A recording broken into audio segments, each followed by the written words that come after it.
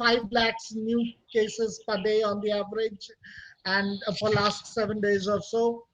And at the same time, we have lost about 2 lakh of our fellow countrymen. And that is terrible. That is terrible indeed. And in such a condition, we want to decode the dynamics. What is happening? Which way we are going? Where did we lack really, if at all? And then I know there are data deluge in the WhatsApp, in the popular newsprint media, but there's a problem of authentication. There's a problem. How do we benchmark that information? So that's why we thought that it would be most appropriate to talk to one internationally renowned virologist who is deeply involved with this pandemic tackling in India, and he is also following and monitoring the whole situation. We have here today with us Dr. Shahid Jameel. Welcome, sir, and thank you very much for giving time to us. We are very much thankful to Dr. Jameel that he has agreed to talk on this point to demystify all the issues involved and to clear out our ideas. What it is there a second wave? What is happening with Corona in India? I'll just give a brief description. He needs very little introduction or perhaps none at all. But even then, since it is formal, I'd like to give a formal introduction to Dr. Shahid Jameel. Dr. Shahid Jameel is an internationally renowned virologist and academic. He is currently the director of the Trivedi School of Biosciences at Ashoka University. Prior to this, he was Chief Executive Officer of the Wellcome Trust DBT India Alliance. He did his PhD in biochemistry from Washington State University and his postdoctoral research in molecular virology from the University of Colorado Medical School, USA. Before joining the DBT Alliance of Government of India with Wellcome Group, Dr. Jameel was group leader of virology at the International Center for Genetic Engineering and Biotechnology, where his research focused on the hepatitis E virus and HIV. He has published over 130 papers and served on various review and advisory committees of the Government of India and the World Health Organization, WHO. And we are so very happy also to declare that Dr. Jameel has been associated with our National Council of Science Museums for a very long time. He was a member of the Executive Council of our North Zone headquarters, the National Science Center, Delhi. Dr. Jameel received the Shanti Swarup Bhatnagar Award in Medical Sciences, which is India's highest science research award, and he is a member of all three science academies in India, that is Indian National Science Academy, the Indian Academy of Sciences, and the National Academy of Sciences, India. The forum is all yours, sir. You may kindly begin, and after you present your views and visions, we will have a short discussion. We can also take some questions from the viewers. Sir, it's all yours. Thank you very much. Thank you very much, Manish. I'm getting my echo back, so everyone else will have to mute themselves. Yeah, is better now. Thank you, Manish, for the invitation. You know, I go back about a year, little more than a year, I think in February last year, my very first engagement on COVID was at the National Science Center in Delhi, where they had put up an exhibition on coronavirus, the novel coronavirus. And we had a BBC program filming at the museum there. So that was really the first engagement I had with COVID. And in my wildest dreams, I did not believe that a year later, you know, we would be in such a dire situation as we are today. Very, very unfortunate. It's a really tough time for all of us. But let's try and understand about this Indian outbreak and about the virus and about the vaccine. So what I plan to do is spend maybe over the next 30 minutes formally talking about the way things are, the way I see things. And then I'll be happy to take questions. So let me start presenting my slides. Um, and one of you will have to just tell me whether my slides are visible to you or not. Are my slides visible? Yeah, it's fine, sir. Okay. I've put it on the view mode. Okay. So if anybody, if you don't find my slides to be moving, please shout. All right. So I'll talk about the COVID situation in India. This is the current status, and you will notice that this status is just 10 minutes back today. The world has crossed 150 million infections. A little over 3 million people have succumbed to this infection. And the most worrying part for us in India is that we have moved into the number 2 position with almost 18.7 million, 18.8 million infections and over 208,000 deaths in the country. Now, if you see the yellow graph at the bottom right corner, you will notice that the global outbreak grew to a point in the third quarter of last year, and then it started coming down. But from about February onwards, it started peaking up again. Now, this is the global picture. But if you look at the sort of the second wave in the global picture, just give me a minute. If you look at this peak over here, this peak is contributed largely by India. Not a happy situation, but that's a fact. So this is a dynamic graph of how the Indian outbreak moved compared to what we were seeing elsewhere in the world. So we started, our first case was detected in January, and then we started slowly and then started picking up and went up and up till about middle of September. And then our graph started coming down. You know, we went through Dussehra, and when we went through Diwali, and we went through Bihar elections, and the graph kept going down except for a little blip that you see over here. But since the third week of February, we started picking up, and we picked up at a very, very high rate, as you can see. So, you know, why did we get here? How did we get here? This is something that we should look at. If you look at the picture, these are numbers from the end of day yesterday. You will notice that India had roughly 18.7 million confirmed cases and about 208,000 deaths. But look at what I have circled. You know, yesterday India added 387,000, almost 387,000 cases and 3,500 deaths. Now look at the comparison of India's numbers to the numbers of other countries in both new cases and new deaths. And these are the countries that have the top 10 caseload in the world. So if you consider the whole world as one, the world is putting out roughly 900,000 cases per day, out of which India is contributing almost 40% of the cases. As far as deaths are concerned, India is contributing roughly 1/5 of the deaths. But don't believe these death numbers, because there is something very weird with these death numbers, something very wrong with these mortality numbers.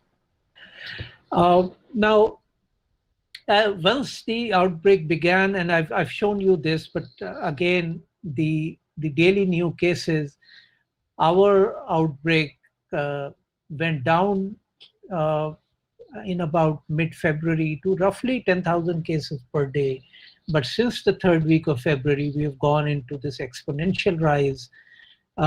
And not just the daily cases, but of course the active cases. And the active cases are going up at the rate of roughly 4.5% per day, which is a really very steep rise.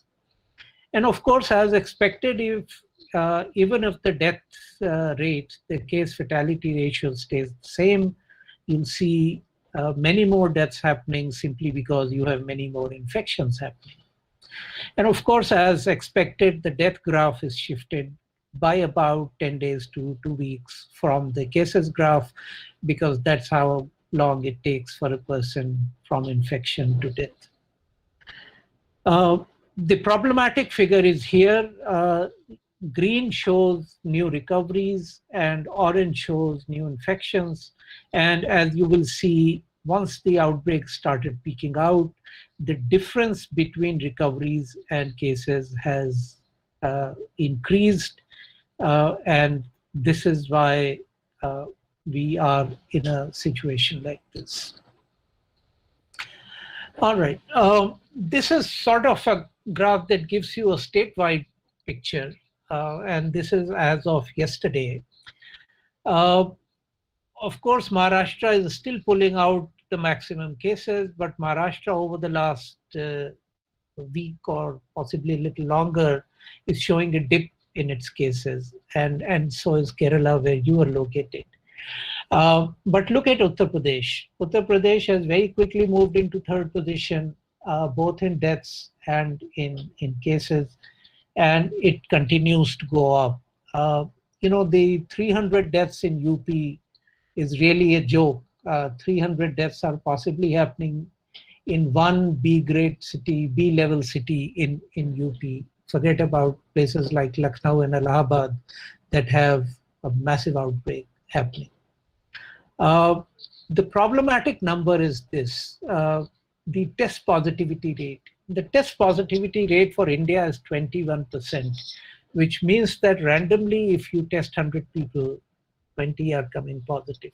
1 in 5 Indians is coming positive at this time. And again, this will also depend upon your ability to test. So if you test more, you will possibly find more. And the worrying aspect, of course, is also this. The vaccination in India has slowed down quite a bit. So by now, we have only given 1 dose of vaccine to roughly 9% of the population. And evidence from other countries like Israel and UK have shown that unless you administer vaccine to roughly 40% of your population, you're not going to be shifting the outbreak curve very significantly. So we seem to be a long way away from there. Now, if you look at the active COVID cases, and this is something I wanted to highlight, the highest rate of active cases is in the Northeast. This is an area that has so far shown very little impact of the pandemic, but this is where the pandemic is really growing right now at a very high rate. And this is of concern because this is also an area where healthcare facilities are not as good as in some other parts of the country. Now, you've heard a lot about these R values. So an R value simply is an average value. If you have an R value of 1, it means that on average, every infected person is infecting 1 more person.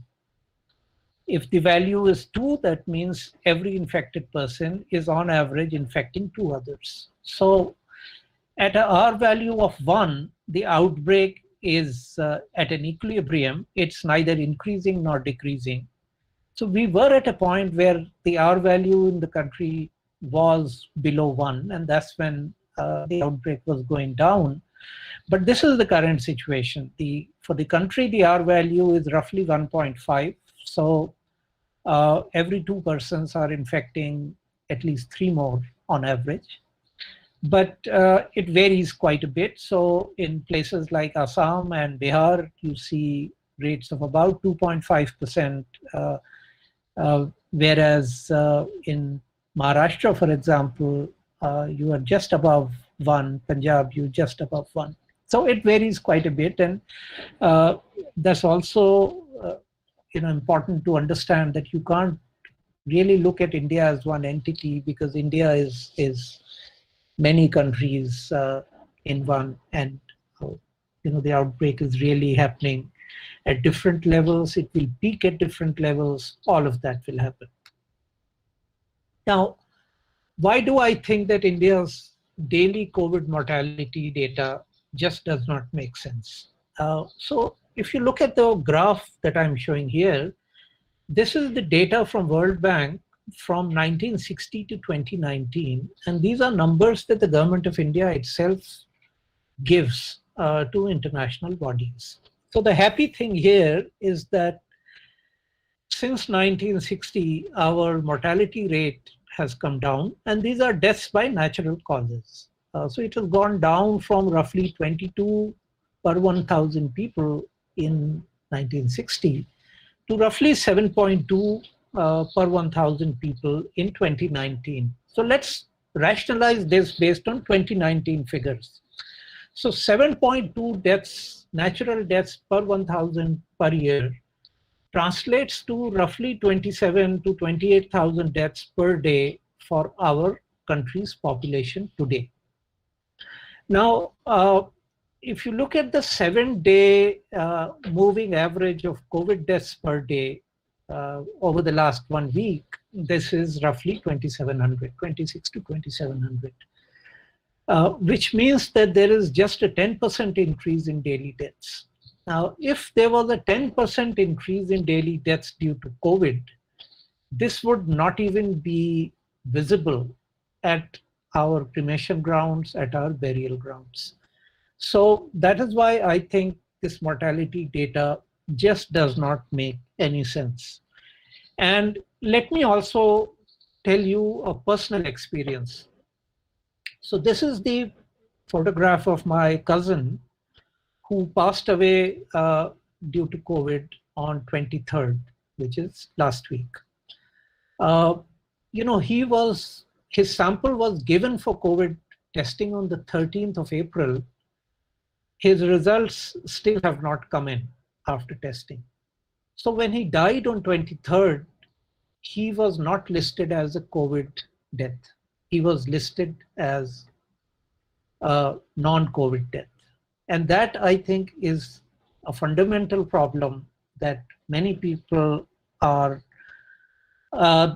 being tested, their results are not coming, and therefore they are not being called COVID deaths. Many people are dying at home, especially in small towns and villages, and we don't even know the level of this calamity that we are facing today. Okay, so one question that people ask is, how long would the second wave last? Now, you realize that all this is based on modeling, and models are based on assumptions, and models are based on data that is present. If the data is not good, models will not be good. This is one of the better models, which is called the India SIM model. And if you see, the dots represent the reported cases, and the model in the first wave has predicted quite well what actually happened. So the blue lines are really the predictions, and the dotted lines is the actual cases. So if we believe this model, then this model is telling us that the peak will be sometime in the first week of May. And at peak, we are going to have somewhere between 4 lakh to about 6 lakh cases per day. There are various other models. There's an international model called the Michigan model, which also predicts the same timing, but suggests that India may have somewhere around 9 lakh cases per day at peak. Well, whatever cases we may have at peak will also depend on how we behave from here on, because individual behaviors, population behaviors cannot be counted for in models. So if we are in lockdowns in many places. And if we continue to mask up and reduce transmission, then the peak will shift down, and hopefully we'll have fewer cases. Okay, let me just say a few brief comments on the virus and the genomic diversity that we are seeing. So as you're aware, this is a coronavirus, which has its closest identity to a bat coronavirus that was first found in Eastern China in 2018. There's 96% identity of the COVID virus to this virus. But if you look at the first SARS virus that came in 2002 and 3, there's only about 80% homology and only about 50% homology to the common cold coronaviruses that cause about 20% of common cold sanguine. This has an RNA genome which is roughly 30 kilobase in size, makes about 24 to 27 different proteins. And one of the distinguishing features of coronaviruses are the presence of this protein called exonuclease, which is a protein that can correct the errors that happen in the genome. This is a facility not available to any other RNA virus. And that is why the mutation rate of coronaviruses is much lower than other RNA viruses. Okay. This is a picture that you have often seen, and the purpose of showing this is that the virus surface is decorated by one major protein, which is called the spike protein. And the spike is made up of 3 monomers of the spike protein. And so there you have this trimer. And this trimer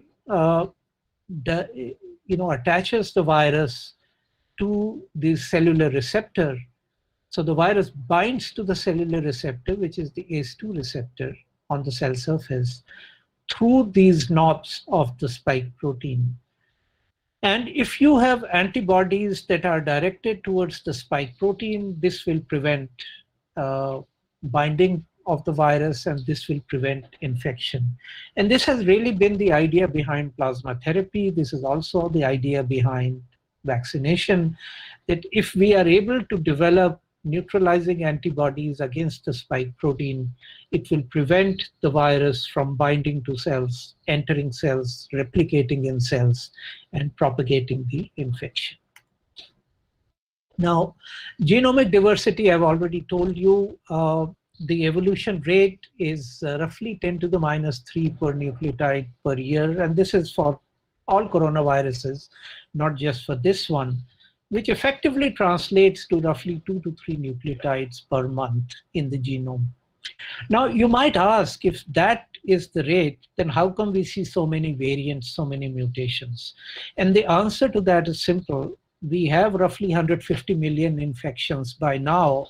So there are a lot of susceptible people, a lot of virus infection has happened, a lot of replication has happened, and therefore this number gets amplified. The other thing to understand about mutations is that mutations is a completely random process, but only those mutations are seen which are selected. There are many mutations that are deleterious to the virus, and therefore they will never be seen. The only ones seen are the ones that offer some benefit to the virus, either by evading immunity or by infecting better or transmitting better. And that is what we are seeing now. So if you start looking at the clades of the virus, and this needs a little bit of an explanation.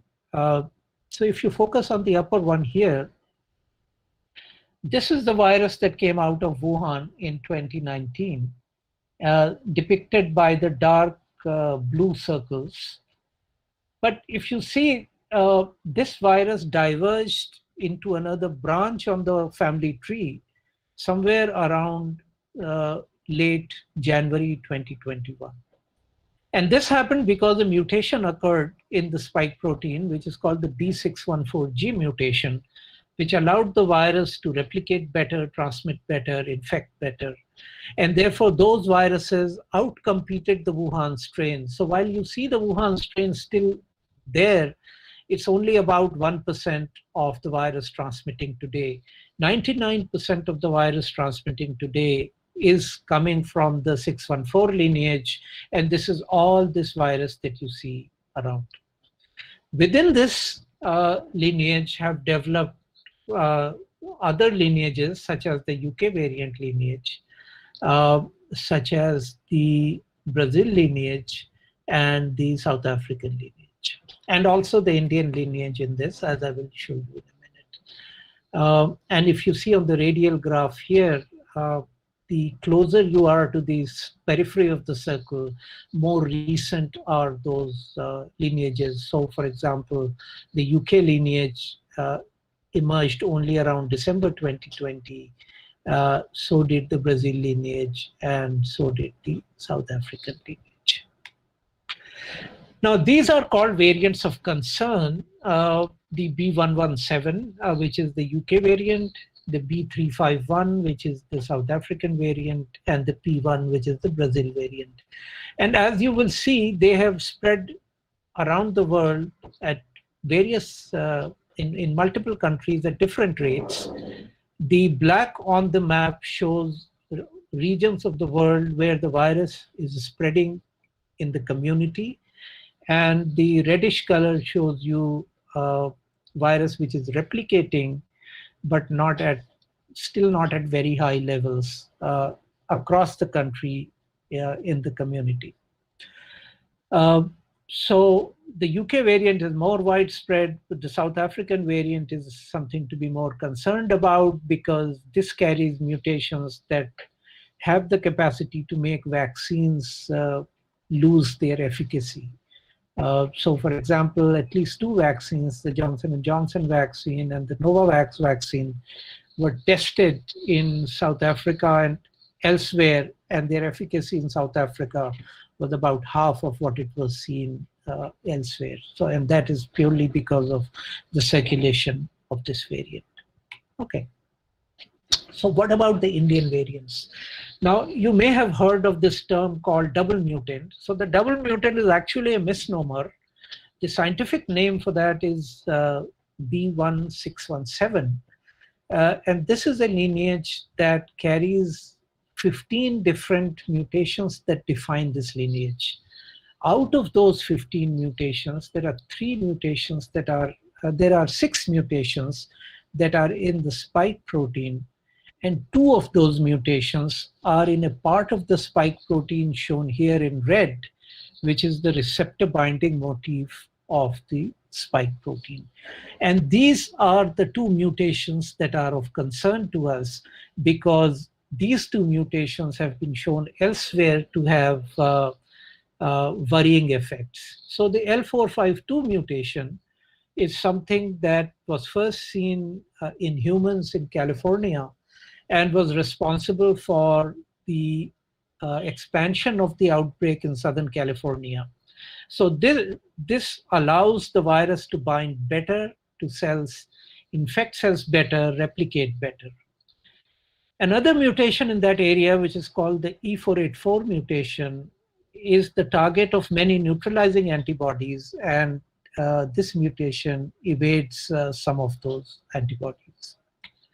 There is another mutation that developed primarily in West Bengal, which is now called the 618 lineage, which also carries this E484 mutation, which is a mutation of concern.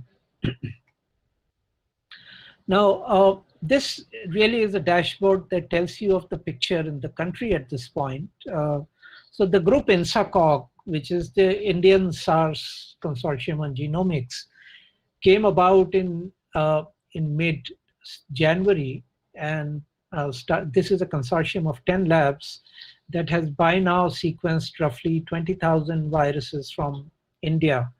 And this presents a consolidated picture across the country to show you that various different variants and mutations are circulating in the country. So you have B117, which is the UK variant, 351, which is South African variant. Then you also have 617, which is the Indian variant, circulating at various levels in the country. So if I just pick, for example, Punjab, roughly 80% of the viruses that we see from Punjab have the UK variant in them. In Maharashtra, if you start looking, you have both the UK variant and this Indian 617 variant, which was first noticed in Maharashtra and which has grown in prevalence in Maharashtra from about from very small levels to about 15 to 20% sometime in February, and now roughly 40% across Maharashtra, about 60% in some areas of Maharashtra. So we can say that this variant is possibly linked to the surge in Maharashtra, and if it was in Maharashtra, it would also be linked to the surge in various other parts of the country. West Bengal is an interesting case because West Bengal has all the mutants that have so far been found, and I'll show you in a minute. So we do have a consolidated picture based now on roughly 20,000 sequences that are available from India. So this is what I was talking about, Maharashtra. This crimson color, the red color, is the B617, which is the Indian variant. And as you will see, it has grown in proportion from October to December to January, February, and March. If you look at West Bengal has many other variants, including these 617, as well as the newly emerged 618. And by the way, we also know now that 617 is diverging into at least 3 different subgroups, which are being called 617.1.2 and .3. So the virus is quite happily mutating in the country because we are giving it a chance to mutate through all these super spreader events, which include elections, which include religious gatherings, which include large weddings. This is the Bengal picture, and as you see, many different variant lineages are present in Bengal, and this is something to be really worried about because Bengal has gone through a very long election season where all of us have seen hundreds of thousands of people coming into one space, most of them without masks. Even the tallest leaders addressing them don't wear masks while addressing these rallies. So I feel that Bengal is looking at a fairly, shall I say, concerning situation in the days to come. Okay, to happier things, COVID vaccines, this has really been one of the hallmarks of the past year. Many types of vaccines are available. So the traditional vaccines, the inactivated vaccine is available in the form of Covaxin in India, which Bharat Biotech has made. We also have genetic vaccines, DNA and RNA vaccines. Much has been said and written about RNA vaccines, which are the Pfizer and Moderna vaccines. These are not yet available in India. There is a DNA vaccine called the ZyCoV-D vaccine in India, made by Zydus Cadila, which is awaiting approval by the regulator in India. Then we have these viral vector vaccines, which is the Oxford AstraZeneca vaccine, the Sputnik vaccine, and others, which are based largely on adenoviruses. So you know that the Covishield is based on the chimp adenovirus, and the Sputnik is based on human adenoviruses. And finally, we have the virus-like particle vaccines. The only one which has gone forward in this case is a vaccine from Novavax, which is a virus-like particle vaccine, but it has not yet received regulatory approval for use. This is the current picture a few days back. We have multiple vaccines in the pipeline, multiple vaccines that have been approved. And here is a list of all the leading vaccines in the world that includes our own Bharat Biotech vaccine and the Oxford AstraZeneca vaccine, which is called Covishield, made by Serum Institute in India. Now, a question that is in people's mind is, would current vaccines work against the variant viruses that we are seeing? So there is a lot of data already in literature on this. I'm simply putting this picture up to show that if you have mutations at the interface of where the virus binds to the receptor, which is also the site where the virus binds to many neutralizing antibodies, these mutations can be of concern. And some of these mutations include this E484K, the N501Y, and the K417N mutation. There are several others like N440 mutation, which are of concern because they occupy the site where neutralizing antibodies bind. So a paper in the New England Journal summarized this quite well, that variants that have the full set of spike mutations present in the South African variant are likely to compromise vaccines, but isolated mutations are not going to compromise vaccines to such a large extent. And this is some new data from India about the Indian vaccines. This is data that was uploaded on a preprint server on 23rd of April.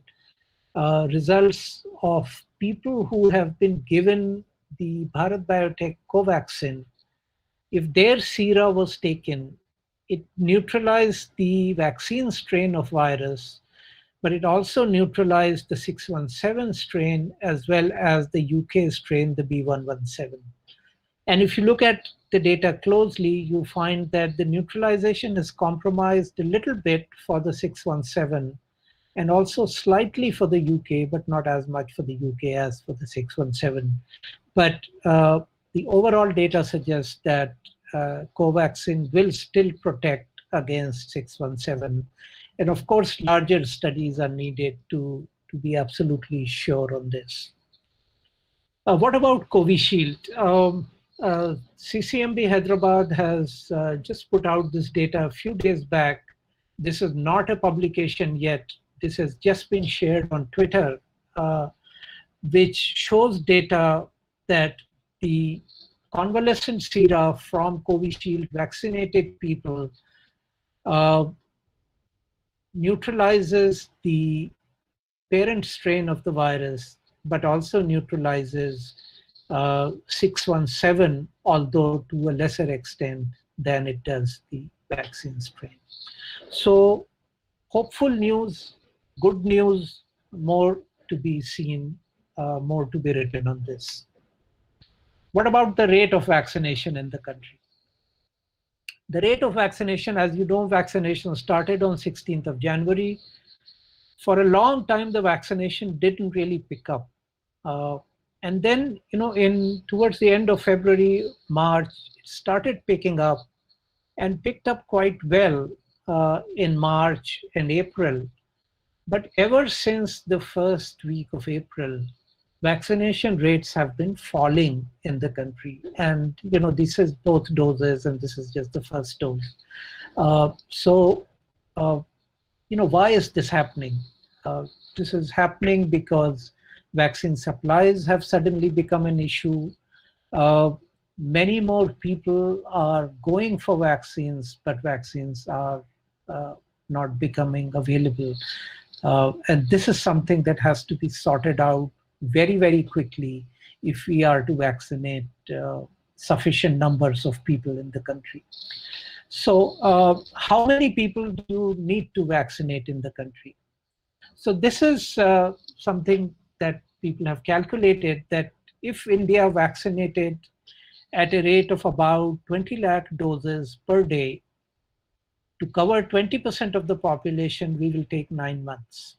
If at that rate we wanted to vaccinate 60% of the population, it will take us more than 2 years. Clearly, this is not a timeline that we would like to see. So if we are going to vaccinate all eligible 18 plus population by the end of the year, we have to vaccinate at the rate of roughly 75 lakh doses every single day of this year. Going back to this, what are we putting out now? We are putting out roughly 15 lakh doses. In the best of times, we have gone to about 40 lakh doses. The average really is roughly in the range of 25 to 30 lakh doses. What we need to do is 75 lakh doses per day, every single day of this year. So this is a very tall task. The other question which has emerged recently is the price and the action that will follow from here on. There is one price for the center, there is another price for state governments, and the price varies, of course, between the two vaccines. Covishield had announced at rupees 600 for state governments, and I believe just yesterday or day before, they have reduced this price to 300. Now, India, as all of us are aware, is a complex country, and therefore it is good to keep things simple.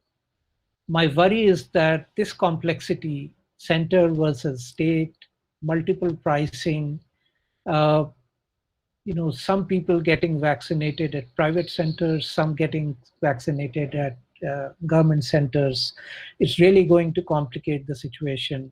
And one hopes that these problems will be streamlined and we can move on towards vaccination at full speed to protect the population. To end, I'm often asked, do masks help? Yes, absolutely, masks help, because if everyone is wearing a mask, the risk of transmission is reduced to only 5% of what would be there if no one is wearing a mask. Should we wear masks even after vaccination? Absolutely yes, because all vaccines, not just in India, everywhere in the world, have been tested not against infection, but against disease. So if we get infected, we will also, the virus will replicate in our system, and we will also shed the virus. So, even though we are vaccinated, we should, in public interest, continue to wear masks. So that's my last slide, and I will be very happy to take any questions that you may have.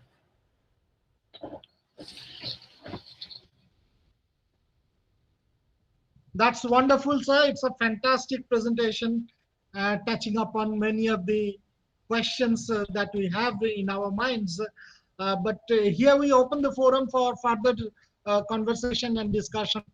So you may kindly type in your questions in the chat box, and the viewers who are in YouTube and Facebook, you can type in your comments box the questions that you wish. And those who are online, you may kindly notify and ask your question. Well, sir, when others are framing their questions, perhaps I would like to ask you a question. It is somewhat like from your presentation, it seems that it looks like that the second wave came all on a sudden. Was there any prediction even in the scientific fraternity? Was there any method to really predict, and was there really any prediction that it is going to come? And was there any caveat issued about what we can do? So certainly there was prediction that there will be a second wave, but nobody really expected the intensity of the wave to be this much. Nobody expected the surge to be so much that the entire healthcare system would be completely overwhelmed. So you might ask why this has happened. And I really feel that this has happened because we became complacent. We let down our guard. And when I say we, I don't put the responsibility entirely on individuals. Yes, individuals are responsible for protecting themselves and not being complacent. But the kind of messages that individuals were hearing was, these messages were telling them that India has conquered the virus has gone away, so we needn't worry. Uh, and that really created a situation for us at a time when the country opened up, at a time when mutants were developing and we were not sequencing at a high enough density to pick them up.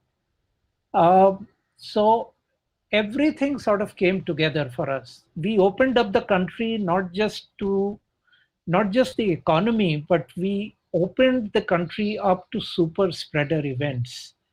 And these super spreader events were the local body elections, these were state elections, and if I may dare say so, the Kumbh Mela. Uh, in the times of pandemics, we should have been a little more careful with these things. We were not. Exactly. So we have received one question from one of our colleagues, uh, one of our curators, Mr. Shubhashankar Ghosh. He asks that, is there any difference for the effectivity of two vaccines, Covishield and Covaxin, because of which there is such a big difference in price? One is 600 and the other is 1200. Yeah, so I think this question refers to the price in the private domain. If you're Yeah. not getting it through the state or through the center. Yes. Well, price of a vaccine doesn't depend on the efficacy of the vaccine. Uh, so firstly, let me explain to you what efficacy really means. And I personally feel that people are running too much after efficacy without truly understanding what efficacy means. So let's say if there is a vaccine that has 70% efficacy, most people think that it means that if 100 people get the vaccine, 70 will be protected and 30 will not be protected. That's the most common thinking about efficacy. But that is wrong. What it means is that if I take a vaccine with 70% efficacy, I reduce my risk of severe disease and mortality by 70%. Okay, and so there is a difference between the two. So the point really is that if there is a vaccine with 70% efficacy and a vaccine with 80% efficacy, all of them are significantly reducing every individual's risk of getting severe disease and dying. So the simple point is, go take a vaccine, the vaccine which you can get most easily. Don't go after the best vaccine, because we don't even know what the best vaccine is. So remember, these vaccines have not been tested long enough for us to be answering that question. At this point, we know that all of these vaccines will protect against severe disease and mortality 100%. So just go and take whichever is easily available. So you mean right now we are not in a position to choose. Our first priority will just to protect any sort of way we can. Right. Okay. And then, sir, we have another question by another of our senior curators, Mr. Saju Bhaskaran. He asks how sure we are that this virus is really airborne, and if it is so, then what are the impacts? Right. So this is something that WHO has put out recently, and this is based on cumulative evidence over the past year. Remember, last year we were telling people that the virus is present in droplets, and the bigger the droplets, more virus in those droplets, and those droplets will drop quickly to the ground. So you need to really sanitize surfaces much more than worry about aerosols. Well, the transmission pattern of the virus has allowed people over the past 12 months to look at data and come to the conclusion that surfaces do not pose as big a problem, and the virus is airborne. Now, what does airborne really mean? Airborne doesn't mean that the virus is lurking outside your door, and the moment you step outside your door, the virus will catch you. It also doesn't mean that you can keep your windows shut because the virus will come into your window. No, what it simply means is that if you are in closed spaces, if you are in a closed room, if you are on an airplane, if you are in a bus with all the windows closed, if you are in a car with all the windows closed, and in all these conditions, if there is recirculating air and there is an air conditioner on, and if you're not wearing a mask, and there is one person in that system who is shedding virus, there is a high chance that you will get the virus. Okay, so that's what it means. So what is the best precaution against that? The best precaution against that is let natural air flow through your offices. Let natural air flow through closed spaces as much as possible. And the virus is not going to catch you. Of course, continue to wear masks because masks are very good protection. So, this message that went out that the virus is airborne, I swear, some of my neighbors have closed their windows. They're not opening their windows. And that's completely wrong perception. In fact, opening the windows allows fresh air to come in and allows the circulation of fresh air, and that really reduces the risk of getting infected. So, I think what you are trying to say is that dilution of the viral load concentration is the absolute necessity. Absolutely. And that is the impact that we should look for, not anything else. Right. Okay, that's fantastic. So I'd like to ask you another question that since you have talked about many of the variants that we already have in India, and is it the reason that in India, since the spreading is so fast and we are allowing it to spread so fast, the more we allow it to happen, the more mutations are likely? Absolutely. The more opportunity you give the virus to mutate, to replicate, to multiply, the more it will mutate. Simply because mutation is a random process. Every time the virus replicates, virus multiplies, mutations happen. Now, there is of course a limit to this because the virus cannot mutate indefinitely. The virus can only mutate to a certain point beyond which any mutation becomes bad for the virus itself. So whether or not viral mutations have saturated, we don't know the answer to that. But certainly the more we give an opportunity for the virus to multiply, the more it will mutate. So do you suggest that focusing on the intensity points, controlled lockdown can be a good solution towards approaching the immunity from this virus? Yeah, so any means that will prevent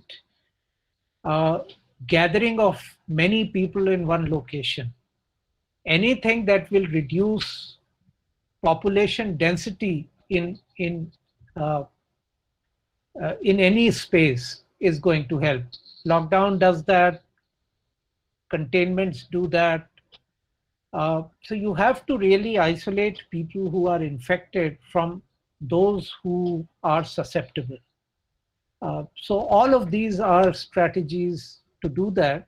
Well, we have seen the lockdown that happened last year, and certainly the lockdown led to a situation where we controlled the intensity of the first wave. Our first wave could have been much worse if we didn't have a lockdown at that point. But then, the lockdown had its side effects. It devastated the economy, it devastated livelihoods. So I think we've learned something from that. And possibly what we have learned is to do things in a more controlled manner now, uh, and have uh, you know uh, more region-specific lockdowns instead of locking down the entire country at once. Yeah. So, about these variations, what sort of physiological changes do you anticipate when they mutate so much and they interact with us? And will it reflect in terms of newer sort of symptoms in the patients? Well, these are things that can't be anticipated. These are things that have to be studied. So I think it's very important that there is correlation between the genetic sequence and the clinical symptoms. We can't let that not happen, uh, because only by correlating them we will know whether this is happening or not. But there is no So, way to predict it. so more intensive studies will be required for this. Absolutely, absolutely.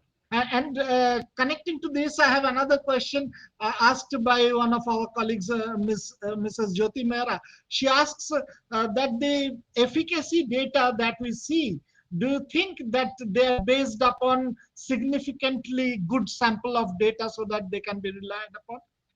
Yes, yes, I think so. The phase 3 trial of any vaccine that determines its efficacy is done on thousands of volunteers. And if I recall correctly, Covaxin was tested on, I think, 26,000 people. Half of them received a placebo and half of them got the vaccine. And then, 2 months after the last dose was given, efficacy was tested. So Covaxin, I think, if I remember correctly, Covaxin came out with a 81% efficacy at the 2-month time point, and some recent analysis has dropped that efficacy to 78 or 79%. But again, I will say, efficacy was done in a clinical trial. Efficacy is always done under controlled conditions of a trial. That does not always translate into a population. Secondly, efficacy is only limited for the period for which it was studied. So if a vaccine has 80% efficacy, that means that the efficacy is during the period of the trial. And if the period of the trial was, let's say, 3 months, that is efficacy data for 3 months. That is not necessarily the efficacy data for 6 months or 1 year or 5 years. So we have to really understand what efficacy really means. Effectiveness is a more valid term. And for effectiveness, it's important to do post-vaccine surveys to see how the vaccine is really working in a population, in a field situation. And those studies are more valuable than simply efficacy. So do you expect that the way it peaked very sharply, the exit peak, the exit slope would be equally steep, or it is going to be slower than that? Uh, the exit is usually slower than the rise. Uh, Remains to be seen. Again, it depends on our behavior and containment, and vaccine rollout is not going to make much difference on this wave, largely because if you start taking a vaccine today, it takes at least 6 to 8 weeks before you get full protection. So since only about 9% of the population has received one dose, and only 1.5% of the population has received both doses, vaccines will not make much impact on the second wave. It will make some impact, but it won't make much of an impact. But vaccination today is going to decide what, when the third wave will come, and what will be the intensity of the third wave. So please don't take my comments uh, selectively to say that vaccines will not, uh, alter the second wave. Vaccines are required, vaccines should be taken, and vaccines will alter the course of this pandemic. But I'm not sure that they will alter the course of this wave in such quick time. But please go ahead and take a vaccine. Okay. Sir, another question we received is, do you anticipate that exercise, yoga, or the natural food kind of solutions can have any effect on this infection? No, no, absolutely. I mean, anything that increases your immunity will help. So whether it is yoga, whether it is breathing exercises, whether it is foods that increase your immunity, whether it's doses of vitamin C and vitamin D, whether it is zinc, all of those increase your immunity. But you have to understand that all those are non-specific. They will not work especially against the COVID virus. Uh, it will in general raise your immunity. Breathing exercises are very good because they increase the health of your lung. They increase your lung capacity, and if you have better capacity in your lung, you will be able to handle the infection much better. So all those are useful. Please go ahead and do all that. It improves your general well-being. So we have recently heard about a CSIR sero survey among its own people, where they claim that it is found that even 80% of the people who were infected did not develop sufficient antibody. Do you think it is likely, or I mean, what is the real interpretation of this case? Well, I haven't seen their data, to be honest, so I can't comment on that. But you know, protection uh, is not just based on antibodies. Protection is also based on cell-based immunity. Uh, and antibodies will protect from extracellular viruses, viruses that have not gone into cells yet. But antibodies cannot enter cells, and therefore they will not protect against viruses that have already gone into cells and replicated. However, T cell based immunity will identify infected cells and kill those cells, and therefore destroy the reservoir of infection. So both arms of immunity are important. Uh, so just don't go after antibodies. They're a good measure. They're a good measure of the immune response. But I'm not sure whether the number is so high as 80%. I would expect the number to be a bit lower, uh, much lower actually. And Okay. antibodies also wane with time. Uh, Yes. so, but even if antibodies wane with time, our immune system creates a memory, and that immune memory is recalled very quickly when the next infection happens. And that's how we are protected by both vaccines and natural infections. Yeah, So, if do you think that even after one has got infected, one should take the vaccine? absolutely. Absolutely. And that is the protocol. Uh, if you get infected, that's like one dose of vaccine. In fact, it's much better than one dose of vaccine because some vaccines may not give very good T cell immunity, but infection gives you very robust T cell immunity. Uh, but yes, the protocol is that even if you have been infected, you should get both doses of the vaccine. Uh, and I don't recall exactly what the guideline is, but possibly 3 months after the infection, you can start your vaccination. Okay. Sir, another question we received from Mr. Mainuddin Ansari. He wants to know on what basis researchers declare about a new variant. Is it only genetic change or some morphological changes involved as well? Genetic changes. I mean, the morphological changes are so minor, you won't even be able to see unless you do a X-ray structure of the virus. But based on genetic changes, so a lineage really means how multiple mutations have come together in that lineage. There are individual mutations, there are 2 or 3 mutations coming together. But when many mutations come together, that becomes a lineage.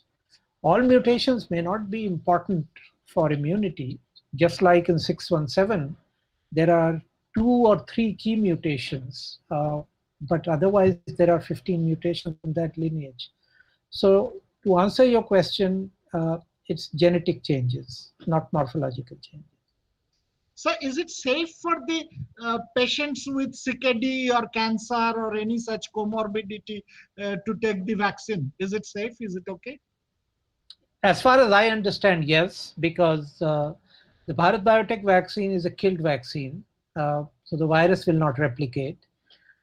The Covishield is not a killed vaccine, it's a viral vector vaccine, but the virus vector will go into your cells and it will just produce the spike protein. That virus will also not replicate.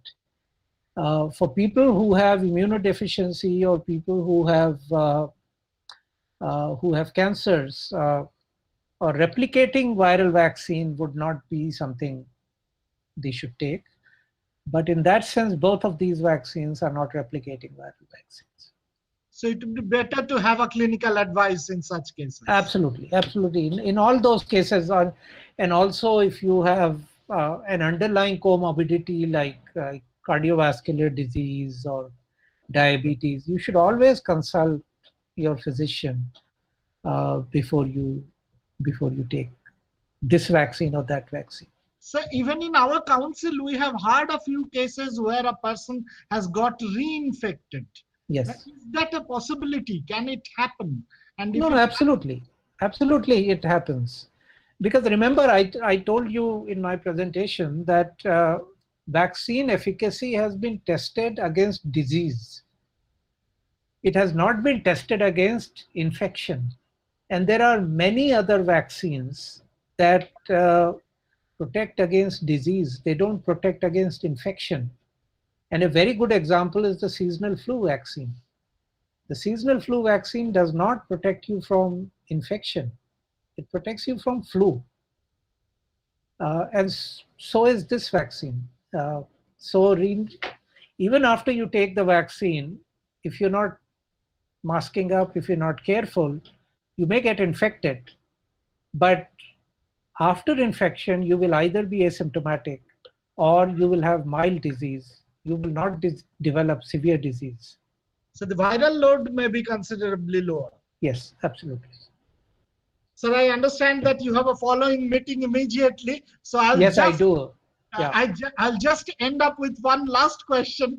Sure. It is related to our field. And I understand that you were also working for a long time with the Wellcome Group, who are very good in documenting Right. such pandemics and all such cases. I'd like to ask you one question. Do you really see any good effort all over India to document this pandemic so that once again, if we have to face, we will really know what we did last time, where we went wrong, and what we can do much better in the future? Well, I mean, I'm not following this very closely. So what I say may be completely wrong. I only know of one effort that is trying to do this, and that is the Bangalore Science Gallery. The Bangalore Science Gallery is organizing a 3-month online exhibition, which is called Contagion. I can send you the link to Contagion. Over 3 months, they're going to have multiple talks and live demonstrations, exhibits, and it is not focused entirely on COVID, but it's focused on similar issues. But beyond that, I don't really know. On the global scale, is anything happening like that? Oh, I'm sure Welcome is doing things. They are very good at these things. But again, I don't know the answer to your question, honestly. Okay, sir. Thank you so very much for spending so much of time with us Thank and you. giving so nice and detailed, patient answers to all our questions, which sometimes may even be naive. But even then, thank you so very much. I think you are already praised for your next Yes, yes. meeting. Thank you, Manas, and thank you everyone Thank for you very much, sir. We thank you. expect that in future also we may talk once again whenever you Certainly. can give us Sure. some. Sure, sir. Goodbye. Thank you. Thank you very much. Thank you.